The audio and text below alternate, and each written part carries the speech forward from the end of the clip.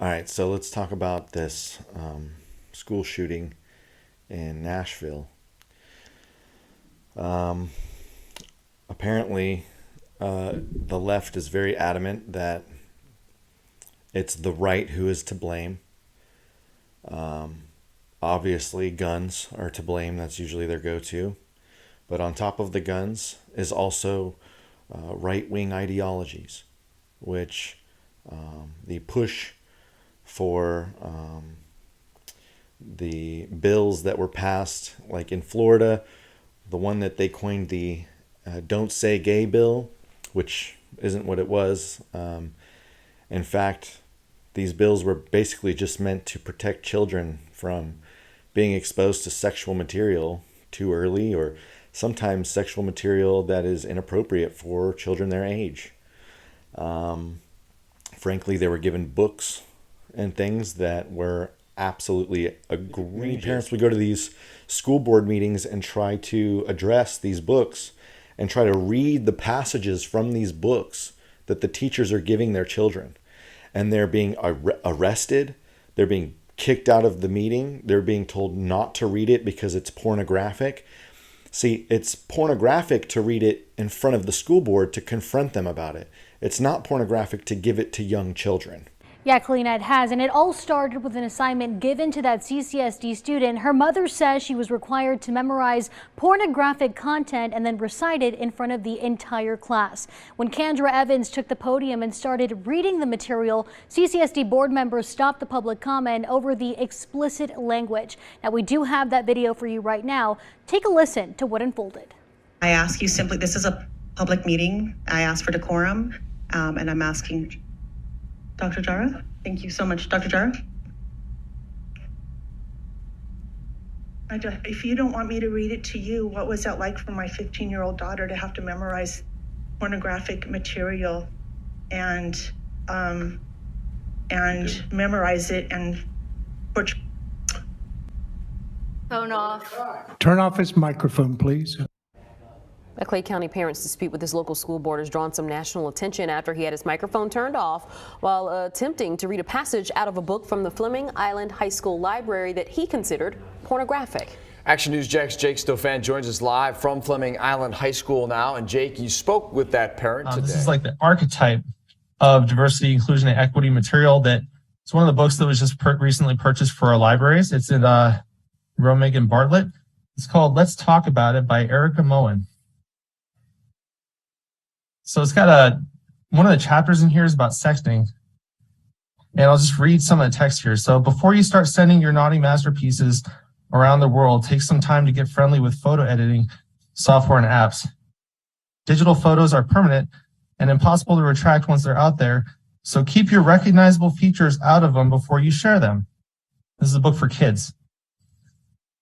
Don't forget to crop out your face, hide your birthmarks and scars, and edit out your piercings and tattoos.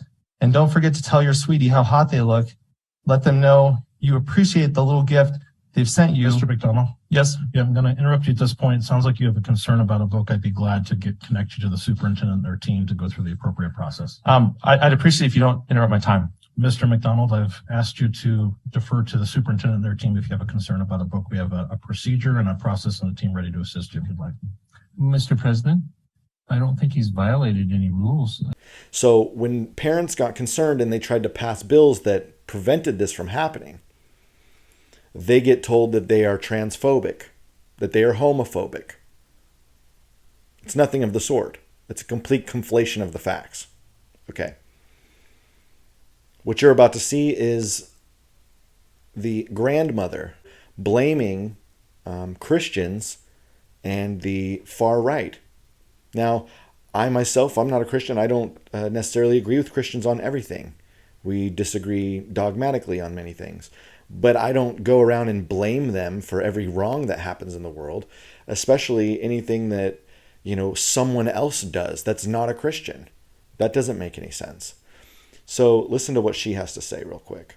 You have a transgender person that was finally pushed so far and traumatized so much by the Christian conservative right that they snapped.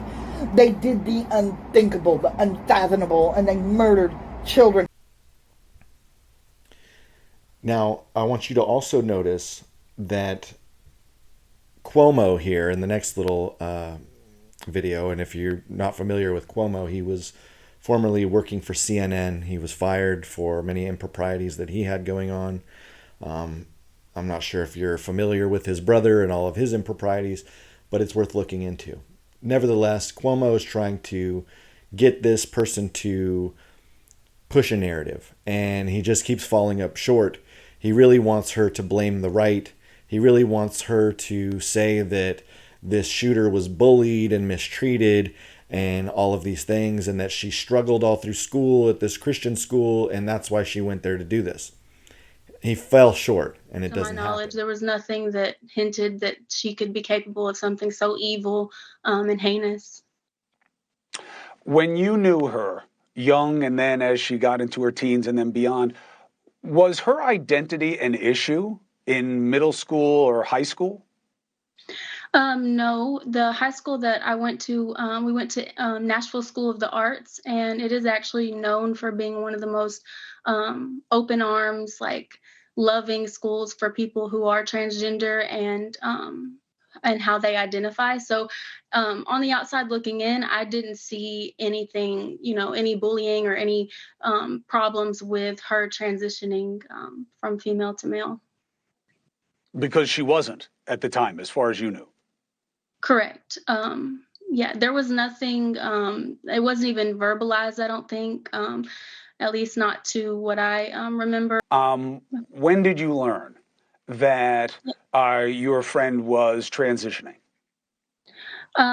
She was transitioning outside. It was after we had already been adults. I don't know if it was in the past 2 years. Recently heard that she was going by Aiden. So it's very new to me, actually. Now, did you hear anything about her having a hard time with it or being given a hard time about it or anything? What was the talk around this, dramatic change in this person? Do you mean back then or currently, the talk?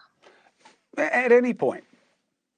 There was not a lot of talk back then. However, now it's more so that we're just in complete shock and nobody knows exactly how to wrap their minds around it. Now, I want you to think about this.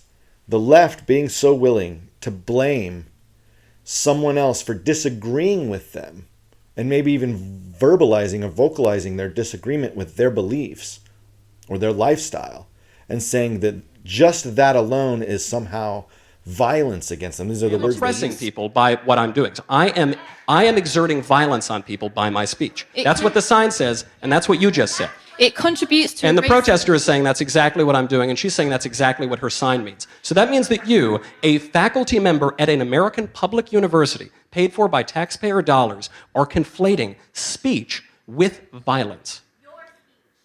Yes. Speech can be violent. And that this violence justifies killing people, including innocent children.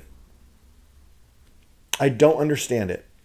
Now, here's the problem, is this standard is not applied across the board. See, when extreme right-wing terrorists, because that's what they are, same thing with these extreme left-wing terrorists. When an extreme right-wing terrorist commits a crime because they felt that they were pushed or that their ideas were being challenged or that their way of life was being threatened in some way, there's no justification made for them.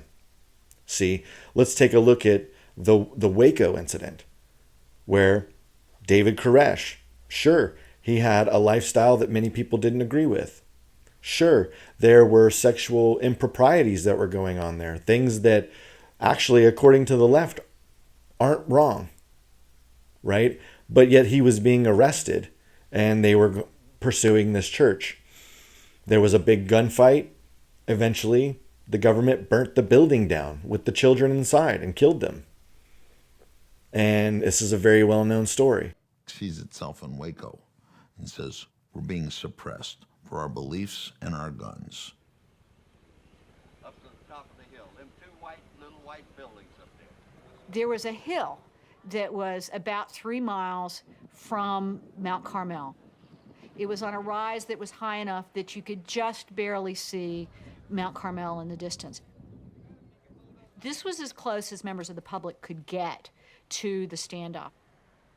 You're next! You're next! Wake up and understand! You're next! All sorts of folks that felt moved to come down to see what was going on at Waco.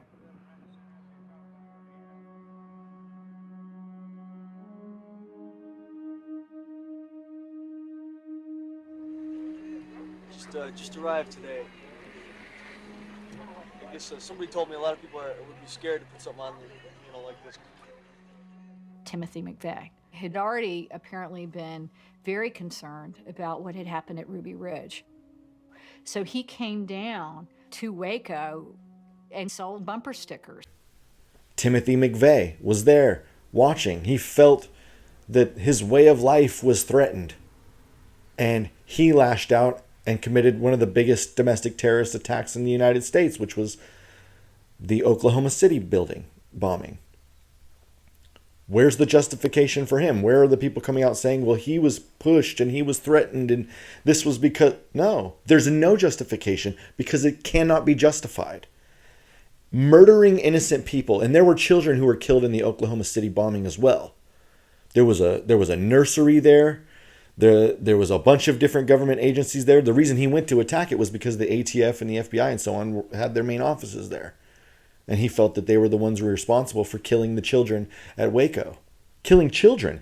He felt that killing children justified him to kill all these other innocent people. And nobody says, no, that was okay because no. It wasn't okay. We all agree that it wasn't okay.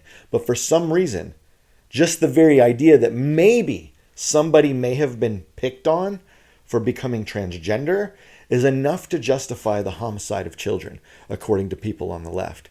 That should blow your mind. That should absolutely blow your mind. You have a transgender person that was finally pushed so far and traumatized so much by the Christian conservative right that they snapped. They did the unthinkable, the unfathomable, and they murdered children. Let's not forget that while the Democrats are actively trying to take away our guns because of this, they are going to Ukraine and giving guns to the Ukrainians.